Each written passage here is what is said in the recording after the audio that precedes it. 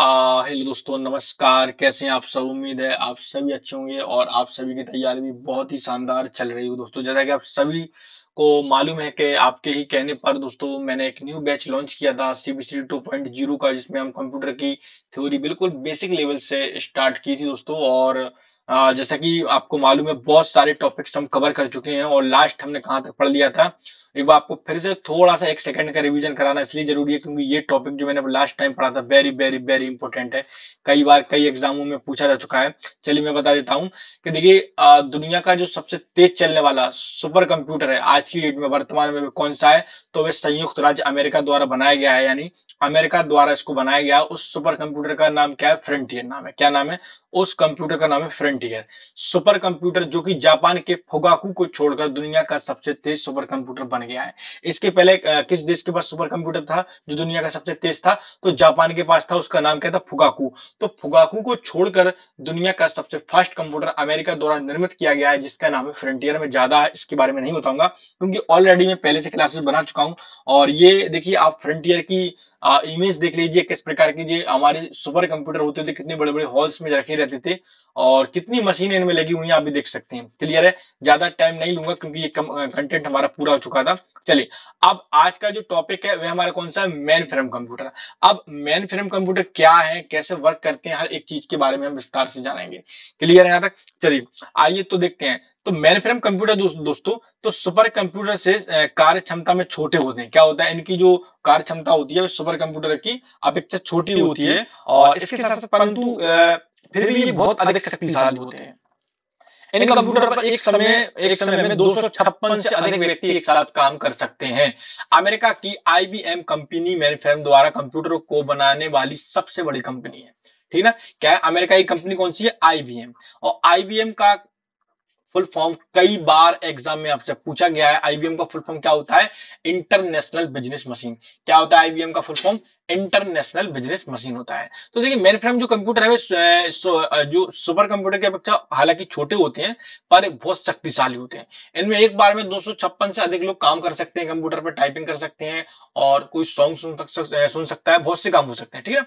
और इसको बनाया किसने? तो अमेरिकी कंपनी है दोस्तों, आईबीएम, जिसका फुल फॉर्म होता है इंटरनेशनल बिजनेस मशीन। उसने मेन फ्रेम कंप्यूटर को बनाने वाली सबसे बड़ी कंपनी में इसका नाम है। अब मेन फ्रेम कंप्यूटर दिखता कैसा है? तो आप स्क्रीन पर मेन फ्रेम कंप्यूटर की इमेज देख रहे होंगे दोस्तों, जहां तक है तो कुछ इस प्रकार के दिखते हैं दोस्तों ये। हालांकि इनकी जो आकार इनका है वह सुपर कंप्यूटर की अपेक्षा छोटा है।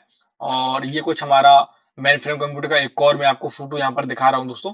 तो अभी तक आपने ये केवल किताबों में पढ़े होंगे और अब यहाँ पर आप अच्छे से देख लीजिए ये दिखते कैसे हैं। ये मेन फ्रेम कंप्यूटर है।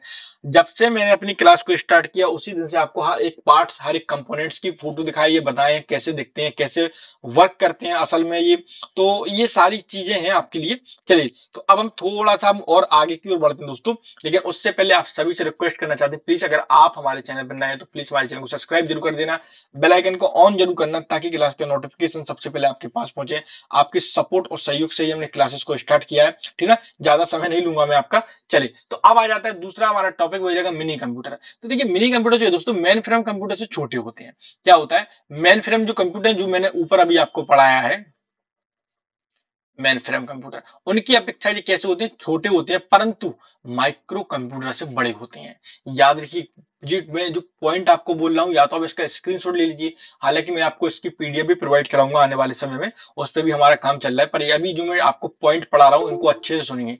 देखिए, मेन फ्रेम कंप्यूटर से छोटे होते हैं परंतु माइक्रो कंप्यूटर से बड़े होते हैं दोस्तों। क्या होता है? माइक्रो कंप्यूटर से बड़े होते हैं। मिनी कंप्यूटर की कार्य क्षमता और कीमत माइक्रो कंप्यूटर से अधिक होती है। याद रखिए, मिनी कंप्यूटर की जो कार्य क्षमता है और कीमत है वह माइक्रो कंप्यूटर से अधिक होती है। मिनी कंप्यूटर की जो स्पीड होती है वह 10 से 30 MIPS।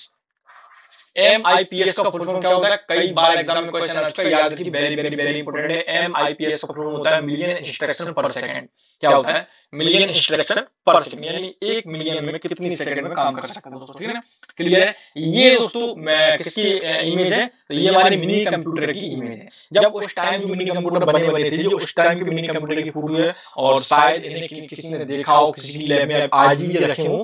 हालांकि ये वर्क करते हो नहीं करते हो उतना तो नहीं पता है मेरे को, पर यहाँ पर देखिए आप कंप्यूटर ऐसे दिखते थे मिनी कंप्यूटर, देखा ना आपने। और फिर देखिए ये अभी के टाइम की मिनी कंप्यूटर जब उनको थोड़ा सा उनके मॉडल में चेंज कर दिया गया था, अपडेट कर दिया गया था। देखिए 1 टीबी इनकी क्षमता है। क्षमता देखिए आप दोस्तों, 1 टीबी कुछ कहलाता है। 1 टीबी का फुल फॉर्म क्या होता है, टेराबाइट होता है। क्या होता है, टेराबाइट, ठीक है ना।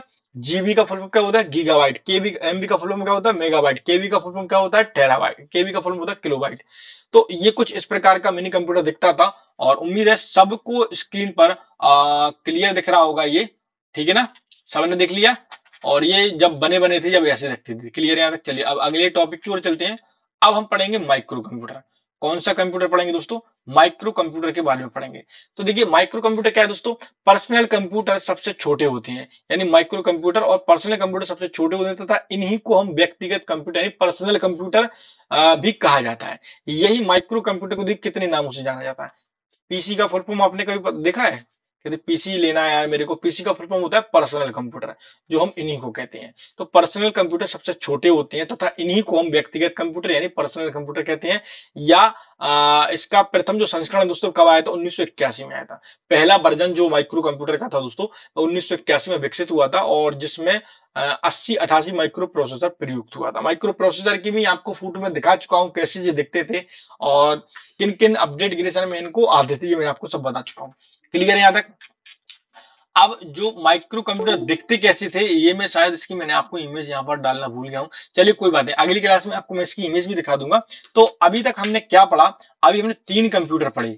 कौन कौन सी कंप्यूटर पढ़े, सबसे पहला पढ़ा हमने है मेन फ्रेम कंप्यूटर, ठीक है ना। तो मेन फ्रेम कंप्यूटर हमने क्या देखा, ये सुपर कंप्यूटर की अपेक्षा क्या होते हैं, कार्य में थोड़े कम होते हैं, और परंतु कार्य क्षमता इनकी बहुत शक्तिशाली होती है। एक समय में 256 से अधिक व्यक्ति एक साथ काम कर सकते हैं। आईबीएम कंपनी द्वारा बनाया गया है। आईबीएम का फुल फॉर्म क्या होता है, इंटरनेशनल बिजनेस मशीन। ये कुछ देख लीजिए, ऐसे दिखते हैं। इसके बाद हमने मिनी कंप्यूटर पढ़ा, और इनको भी मैंने आपको बताया। और ये 10 से 30 MIPS इनकी स्पीड होती है, यानी मिलियन इंस्ट्रक्शन पर सेकंड। ये कुछ इस प्रकार के दिखते थे। इसके बाद हमने क्या देखा, माइक्रो कंप्यूटर के बारे में देखा, और माइक्रो कंप्यूटर के बारे में हमने आपको बता दिया। आज का टॉपिक को हम यहीं समाप्त करते हैं। सारे कंप्यूटर को हमने खत्म कर लिया है। कल हम एक और नए कंटेंट के साथ, एक और नए टॉपिक के साथ आएंगे, क्योंकि हम टॉपिक बाय टॉपिक पढ़ रहे हैं। तो कभी कभी क्लास ज्यादा बड़ी हो जाती है, कभी छोटी हो जाती है। आज का टॉपिक छोटा था, तो आज के लिए इतना ही। कल मिलते हैं एक और नई क्लास के साथ, एक और नए कंटेंट के साथ दोस्तों। जब तक दोस्तों, जय हिंद, जय भारत, वंदे मातरम।